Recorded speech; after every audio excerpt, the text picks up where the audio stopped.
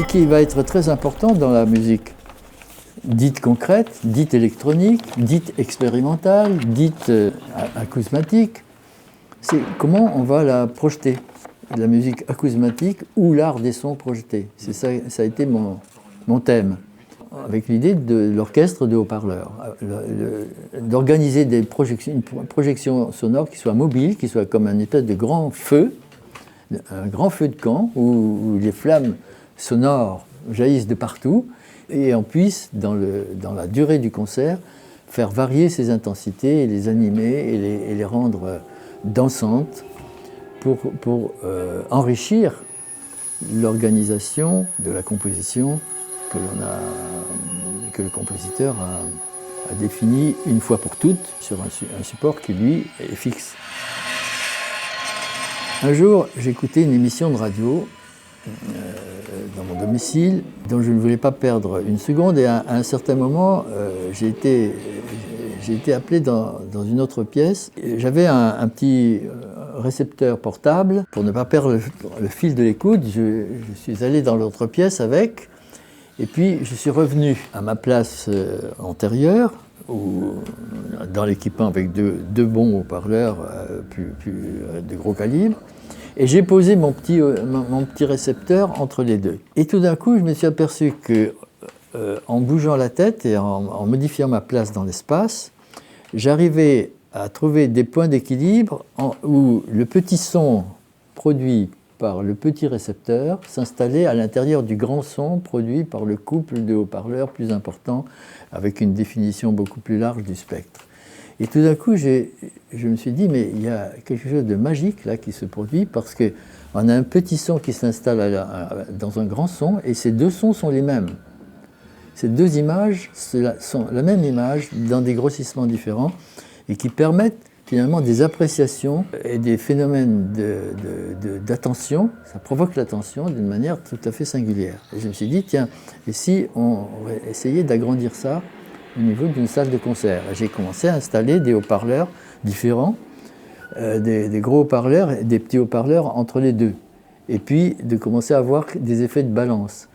Et je me suis aperçu que, d'abord, c'était très intéressant acoustiquement, mais que ce que ça avait comme intérêt, c'est que si on utilisait ce dispositif pour jouer une musique, c'est-à-dire une continuité sonore organisée par un compositeur, c'est-à-dire avec un sens, et qu'on faisait suivre l'idée du compositeur dans la trajectoire spatiale, on accompagnait le sens et on soulevait même ce sens, c'est-à-dire on arrivait à l'exhiber et à rendre l'intention sensible.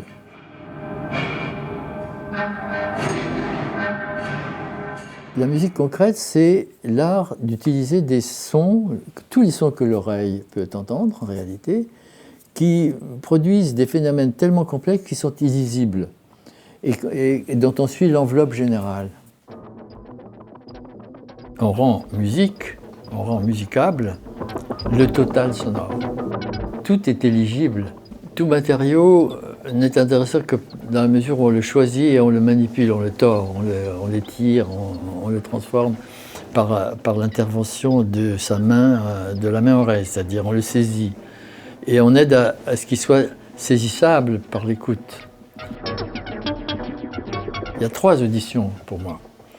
Il y a trois attitudes d'écoute.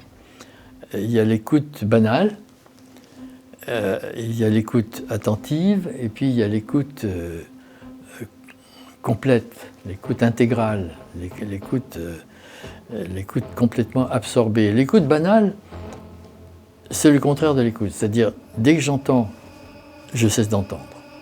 Dès que j'entends que tout est normal, mon attention va se porter plutôt sur le regard, sur autre chose, sur mes pieds, sur mon action, sur les choses que j'ai à faire, mais je n'écoute plus. C'est une écoute qui a juste vérifié que ce n'était pas la peine d'écouter. Et de temps en temps, je réécoute pour voir qu'il n'y a personne, qu'il n'y a rien.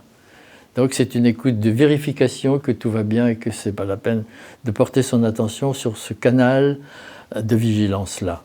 Le moins ordinaire, alors on écoute de façon attentive, mais en anticipant ce qui va arriver et en faisant un rapport économique entre l'empan d'écoute et puis une attention qui va chercher autre chose. L'écoute musicale ne peut pas se permettre toutes ces interruptions, ou plus exactement, elle fouille dès qu'elle trouve quelque chose, l'écoute musicale, on apprécie la surprise et puis la mélodie d'une certaine façon.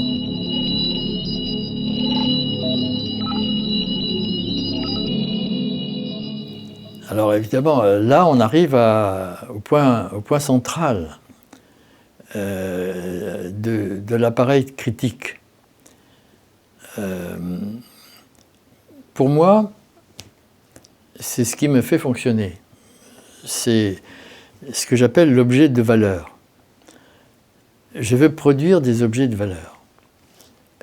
C'est un mot qui est emprunté à la sémiologie, c'est pas moi qui ai inventé ce concept de l'objet de valeur, je crois que c'est dû à un sémiologue qui s'appelle Greimas. Quelque chose qui a de la valeur, c'est quelque chose que l'on ne veut pas perdre, tout simplement. C'est quelque chose que si on l'a perdu, on est inconsolable. On se dit, c'est une lourde perte. Un objet de valeur, c'est quelque chose qu'on retient, qui émerge, donc on peut l'appeler une émergence qualitative, quelque chose de tout à fait improbable, qui n'a aucune explication, mais où tout d'un coup un effet de différence qualitative surgit dans la conscience, et on dit mais ça, c'est étonnant. Qu'est-ce qui se passe là? Juste de passage, là, une surprise. Alors, bien sûr, il y a du narcissisme qui est légèrement inclus là-dedans, c'est-à-dire je suis content d'avoir fait ça, c'est moi qui l'ai fait, je me reconnais. Bon. Ce narcissisme tombe très vite. Et c'est là que l'acousmatique est très intéressante par le fait qu'elle met en œuvre une accumulation de perspectives d'écoute. Voici une opération qui a dégoûté un grand nombre de musiciens qui depuis 30 ans se sont approchés de l'électroacoustique. Il s'agit de coller, de rapprocher des morceaux de son, des fragments de son éclatés, et créer des transformations absolument spectaculaires et tout à fait délicieuses pour les oreilles d'un musicien. Il y a eu deux temps dans l'acousmatique. Le temps de la bande magnétique, qui était un temps horizontal, qui était le temps du support.